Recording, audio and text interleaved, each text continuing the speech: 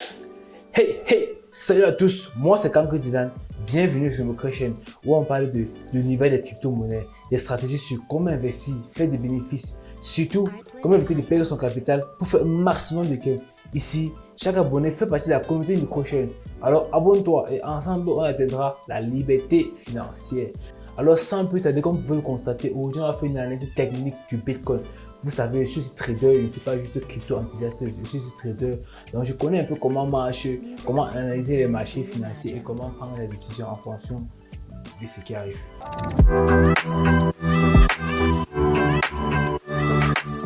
Nous sommes directement sur le graphique et nous sommes sur le graphique du Bitcoin. Au moment où on tourne cette vidéo, le Bitcoin est au niveau de 21 000. Son plus haut c'était au niveau de 22 000. Donc il a atteint les 22 000 avant de se retrouver actuellement à 21 000. Au moment où on tourne cette vidéo, c'est pour qu'au moment où vous regardez cette vidéo, le Bitcoin soit plus haut ou plus bas.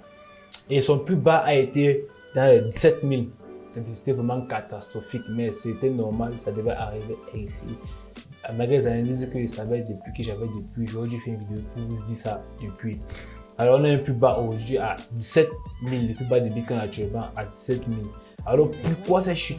Tout le monde sait déjà, il y a la guerre en Ukraine, l'inflation, la peur des investisseurs qui font qu'ils retirent leur argent dans les crypto-monnaies et surtout les investisseurs amateurs des crypto-monnaies qui retirent aussi leur argent sans trop comprendre ce qui se passe sur les marchés financiers. Mais ce n'est pas normal, c'est un marché assez jeune. Et donc on verra au cours de cette vidéo comment faire, qu'est-ce que sont les signaux qui nous montreront si le Bitcoin est actuellement tendance, donc si le Bitcoin est en train de reprendre sa hausse, quoi, de revenir à hausse aujourd'hui. Et je vais vous montrer où je prends des positions pour un achat de Bitcoin à long terme. Pourquoi pas pour atteindre les 100 000 $. C'est ce que nous tous ici, on espère et on souhaite aussi. Donc, le Bitcoin aujourd'hui, entre le Bitcoin range aujourd'hui. Donc, le Bitcoin range aujourd'hui entre les 22 000 et les 17 000, ce qui est très catastrophique. Zoomons un peu sur ce range. Voilà.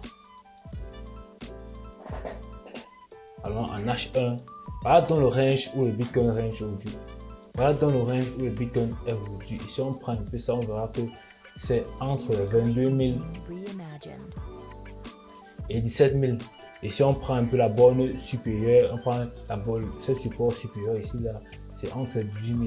Donc le Bitcoin pourrait encore parcourir cette région entre 18 000 avant soit de casser à la baisse ou soit de remonter à l'achat. Et donc, selon l'analyse, selon mes techniques, ma stratégie que j'ai, je vais vous analyser le Bitcoin aujourd'hui. Bon, selon ma stratégie que j'ai, je vais analyser le Bitcoin aujourd'hui et vous dire à quel point je pourrais entrer, prendre une position d'achat pour un long terme. Et ce que j'ai fait est juste à titre éducatif. Ce n'est pas un conseil financier que je vous donne. C'est une analyse que je vous propose et ça dépend à vous de le suivre ou pas. Mais le plus, c'est surtout que vous devez faire vos recherches en plus. Alors, plusieurs personnes ont pleuré que le Bitcoin est en train de chuter. Est-ce la fin du Bitcoin? Les journaux critiquent le Bitcoin, les chefs politiques critiquent le Bitcoin. Actuellement, le Bitcoin va chuter complètement. C'est un mauvais investissement que vous avez fait depuis. Mais si on revient ici en 2018, je dirais entre 2016 et 2018, le Bitcoin avait atteint un sommet des plus hauts aux environs de 20 000 $. En 19 500, une chose vraiment de 20 000 $. Alors c'est l'euphorie, tout le monde fait le Bitcoin. Je me souviens qu'au moment on parlait du Bitcoin massivement. Mais c'est quoi ça? C'est quoi cette crypto-monnaie? C'est quoi la crypto-monnaie? C'est quoi la blockchain? Ben, quelques temps après, la chute phénoménale du Bitcoin. Le Bitcoin a chuté jusqu'à atteindre les 3 000 $. Alors on a commencé encore à critiquer le Bitcoin de tous les niveaux, comme ce qui se passe actuellement. C'est le même scénario qui s'est passé en 2018. On a commencé à critiquer le Bitcoin. Le Bitcoin vraiment, qu'est-ce que vraiment ça porte vraiment? Est-ce vraiment une monnaie sérieuse? Est-ce vraiment une réserve comme on prétend le dire? Un Bitcoin qui quitte de 20 000 $ à 3 000 $. Est-ce normal? C'est un truc à fuir massivement. Alors, peu de personnes qui le croyaient encore ont fait monter le Bitcoin jusqu'aux 13 000 $. Et sans tarder, après quelques mois, aux environs de 2018, Alors, mais vers 2019, le Bitcoin a repris un peu de la valeur. Les gens y croyaient encore, le projet était un peu soutenu par de grandes personnes. Le Bitcoin est arrivé en 2019, est arrivé au niveau de 13 000 $, mais a très vite chuté pour finir en fin d'année 2019, toujours dans les 3 000 $. C'était incroyable. Là, je me disais, mais qu'est-ce qui se passe, quoi? C'est pas normal ce qui se passe. Mais sans vous mentir, ce qui a fait monter le Bitcoin comme ça, c'est la maladie, la crise du coronavirus, la COVID-19. Alors, en fin d'année 2019, les choses se passaient mal. On se demandait comment on allait faire. En plus ce corona est arrivé avec le confinement, les États ont été obligés donc de permettre aux citoyens de mieux vivre pendant la crise. Sinon, ça devrait avoir des problèmes politiques, des grèves et tout après la crise. Et donc, on a donc promulgué, automatiquement, les valeurs Internet, que ce soit sur Facebook, que ce soit Amazon, que ce soit n'importe quel site en ligne, que ce soit la banque de produits, les livraisons en ligne, ont flambé de tout prix. Et c'est ça qui a permis aussi au Bitcoin de flamber de cette façon-là. Parce que les gens restaient à la maison et disaient, mais dans quoi je vais faire, qu'est-ce que je vais investir?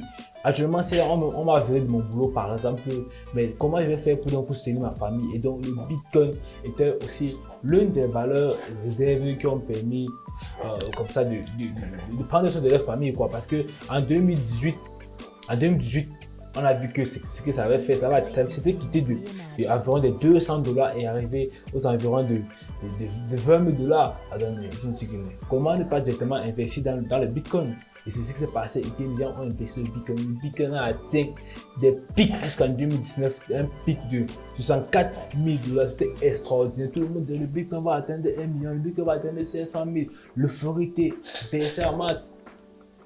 C'est donc après quelques temps, le Bitcoin est redescendu jusqu'à 21 000 quand l'euphorie s'est calmée, quand la crise du coronavirus a baissé, quand la crise a un peu baissé, quand on a commencé à ouvrir, on a levé les sanctions. Le Bitcoin a un peu baissé puisque l'activité reprenait normalement. Le Bitcoin a un peu perdu de la valeur. Mais il y avait encore les différentes crises et différents problèmes économiques. Le Bitcoin a encore atteint un pic de 69 000 $. Je ne sais pas le temps compliqué quand on fait que le Bitcoin arrive à ces niveaux.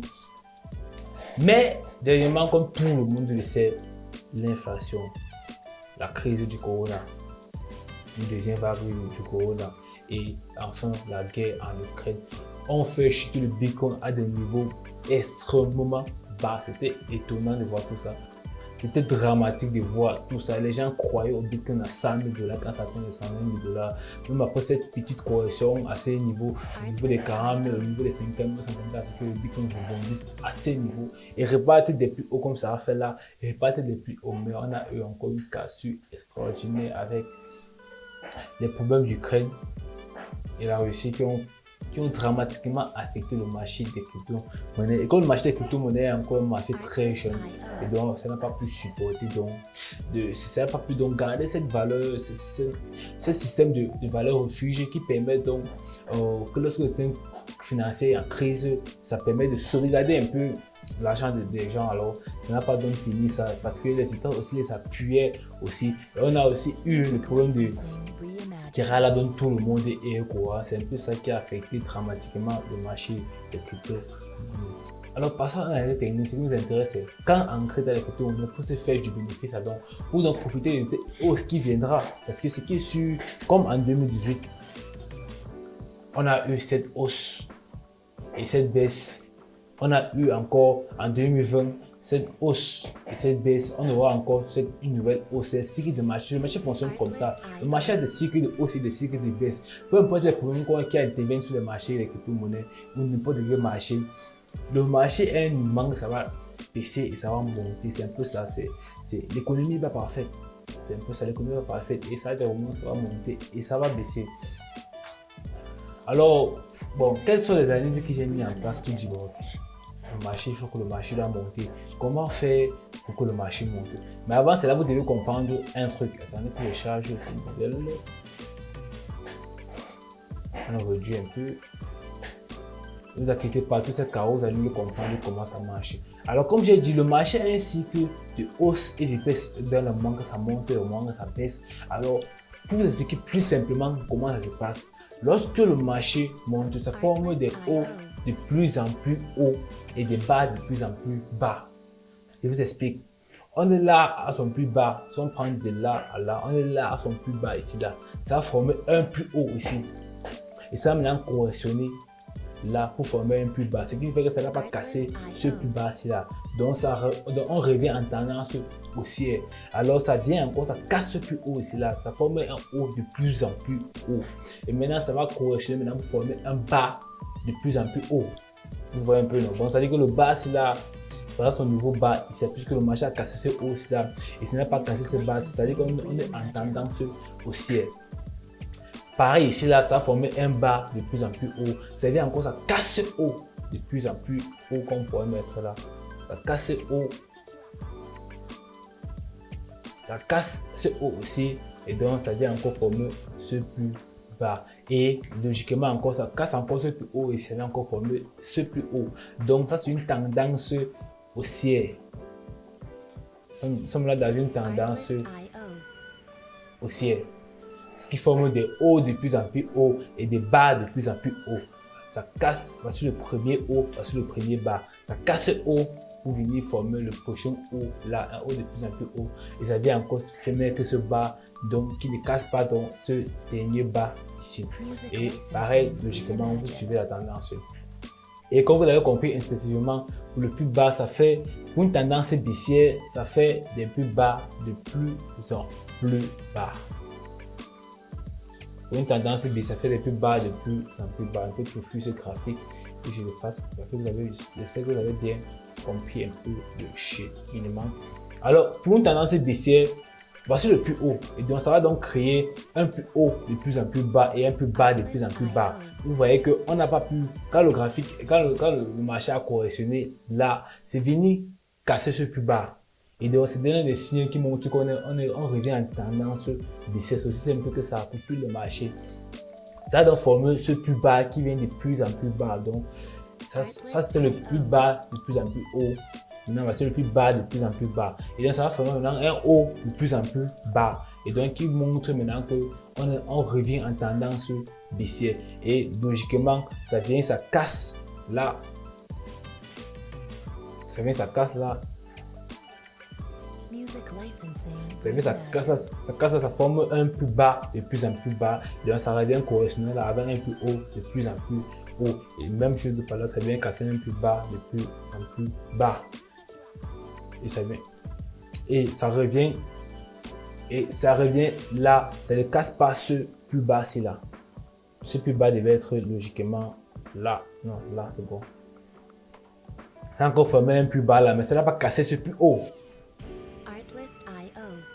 Ça a encore formé ce plus haut de là. Maintenant, ça vient former un plus bas là. Mais son plus haut ne casse pas le plus haut, l'ancien plus haut aussi là.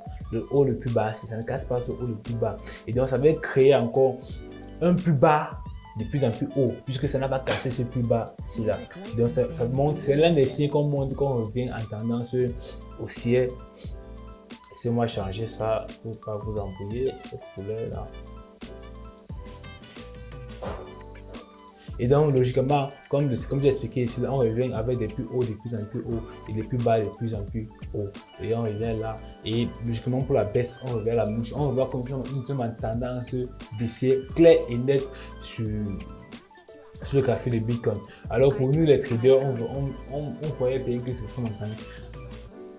Alors, pour nous, les traders, on voyait bien que nous sommes en tendance baissier là avec des plus bas de plus en plus bas et des plus hauts de plus en plus bas. Alors, mais comment déterminer si le marché va se retourner un peu comme là, c'est possible de déterminer ça avec une stratégie quand vous êtes bien formé avec cette stratégie.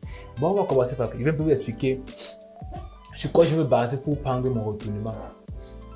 Alors, vous remarquerez peut-être là que on appelle ça un niveau de support pour ceux qui ne savent pas. On a eu un support là qui a permis au Bitcoin de rebondir sur plusieurs jours. On a eu un support là qui a permis au Bitcoin de rebondir. Alors pour le même cheminement, pour la même chose, on utilisera donc ce support-ci. Car là en 2020, on a eu une accumulation et c'est encore un terme de trading. Donc, ne cherchez pas trop à comprendre ce que c'est sur les traders Comprenez juste comme ça. On a eu une accumulation là, ce qui forme aussi un grand support. Comprenez que ça forme aussi un grand support. Il forme aussi un grand support. Et là, exactement, on a eu la même accumulation au niveau des 22 000 et des 17 000. On a eu ces mêmes accumulations là. Ce qui pourrait être un point très important pour permettre au Bitcoin de remonter, de prendre une valeur, de repartir en tendance haussière. De prendre la tendance haussière parce qu'il faut des confirmations, il faut une technique, il faut un schéma qui montre que le Bitcoin est en train de se retourner. C'est un peu la technique de trading qu'on utilise justement pour passer des ordres. Et donc, on a là comme je disais, on a là une accumulation que je zoome bien. On a là une accumulation. Une accumulation, c'est quand le marché fait plusieurs bougies sur place. On ne prend pas en tendance comme ça là, ou on ne prend pas en tendance comme ça là. Voici une accumulation là. Sur une accumulation là, une accumulation là. C'est un peu quand le marché fait des bougies sur place, on ne prend pas une tendance haussière soit baissière. Là, on a eu une accumulation ici là, ce qui fait que prochainement, on pourrait avoir. Ce qui fait que là, on a aussi eu une accumulation. Et ça pourrait être un point de départ pour retourner en tendance haussière. Mais comment déterminer cela? C'est grâce à des stratégies de trading. Aussi, il faut déterminer cela. Et donc, on revient là. On voit que bon, ok, le Bitcoin a accumulé là, aux environs des 22 000 et les 18 000. Ça veut dire qu'il pourrait confirmer qu'il va repartir à la hausse. Là, et là, on repère les ordres blocs. Les ordres blocs, c'est un peu comme, c'est un centre de support un peu médium avancé qui permet de voir où le graphique peut retaper et remonter. C'est un peu ça, où la courbe peut retaper et remonter. Un peu comme là. Un peu comme là. Un peu comme peut-être là, qui est un support en plus, qui est l'autre bloc, c'est encore un support, mais d'une différente manière, qui a des caractéristiques.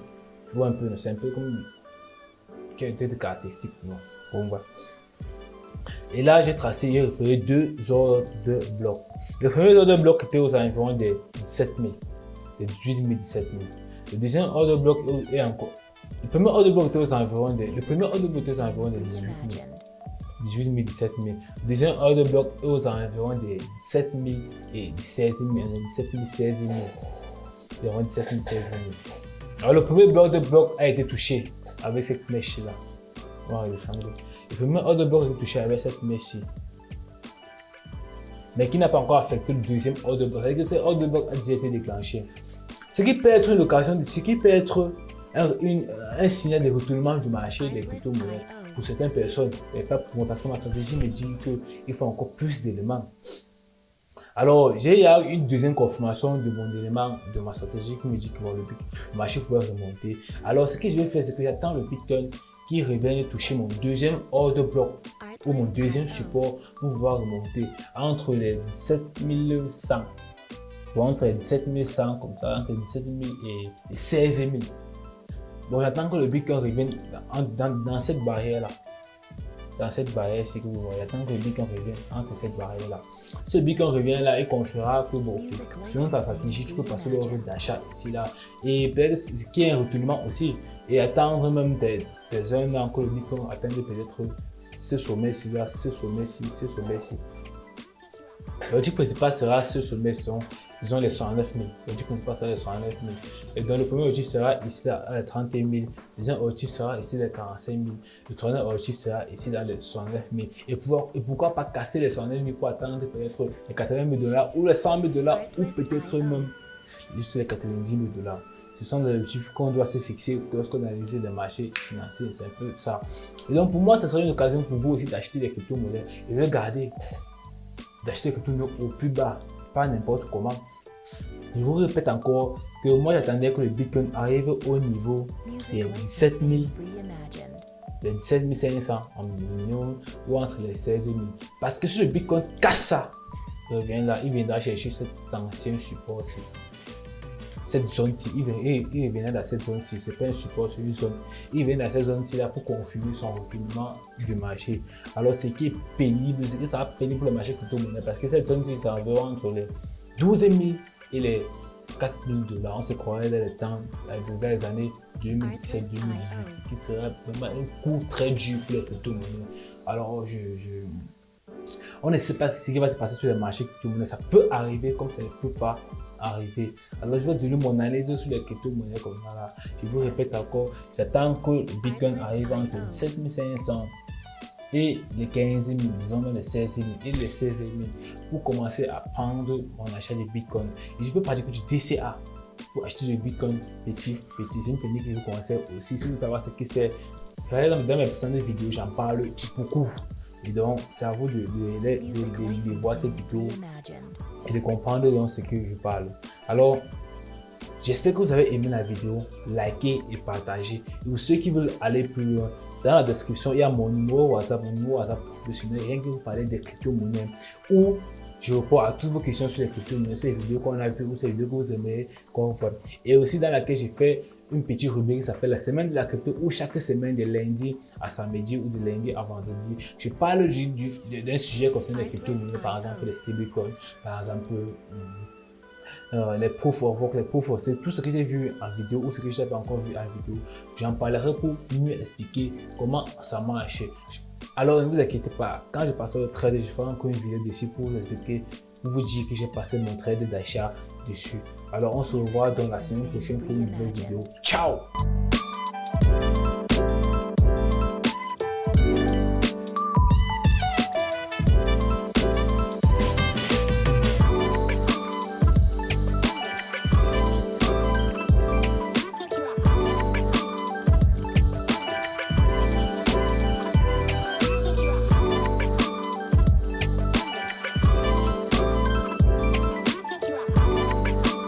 Artlist.io